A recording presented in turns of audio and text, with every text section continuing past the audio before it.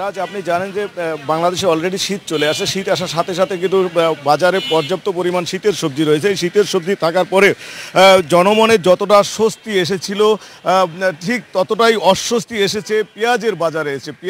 পেঁয়াজের বাজারে এসে কিন্তু যে জনগণ যে স্বস্তিটা পাচ্ছিল, ঠিক তার দ্বিগুণ অস্বস্তিতে পড়তেছে পেঁয়াজের বাজারে এসে। আপনি জানেন যে প্রতিনিয়ত পেঁয়াজের বাজার কিন্তু বেড়েই চলেছে। আমরা দেখেছি যে পেঁয়াজের সাভারের যে পেঁয়াজের বাজার রয়েছে, যদিও গত সপ্তাহের তুলনায় এই সপ্তাহে একটু কমেছে।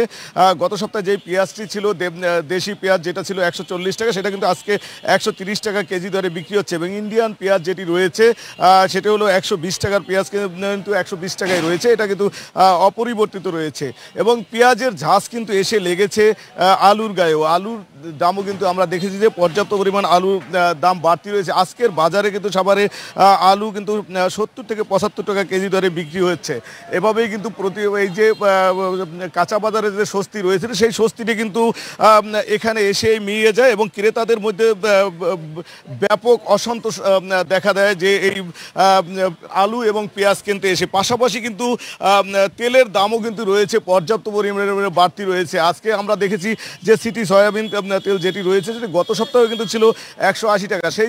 সেই তেল কিন্তু আজকে বিক্রি হচ্ছে 200 টাকা কেজি দরে। আমরা একজন বিক্রেতার সাথে কথা বলতে চাচ্ছিলাম যে আপনারা তো এখানে রয়েছেন, এই যে পেঁয়াজের দাম এত বাড়তি এবং পেঁয়াজ, আলু, তেল এর দাম এত বাড়তি থাকার কারণ কি একটু বলবেন?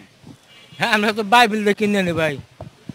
আমরা বাইবেল দিয়ে কিনলে পারে আমরা কই দেরি যেরকম কিনি হেরম বেশি। আজকে 124 টাকা, 122 টাকা পেয়েছি কেনা, 25 টাকা 30 টাকা ব্যস্ত আছি।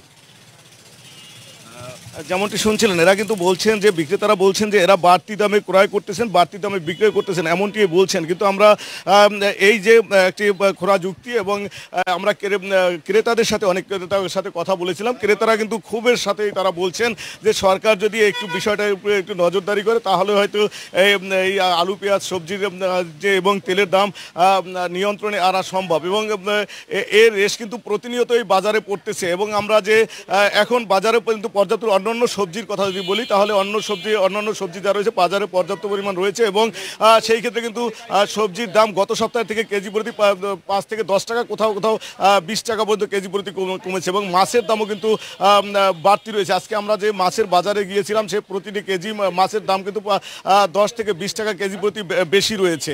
রাজ, এই ছিল আমার কাছে সাভারের বাজার থেকে আজকের মতো সর্বশেষ তথ্য।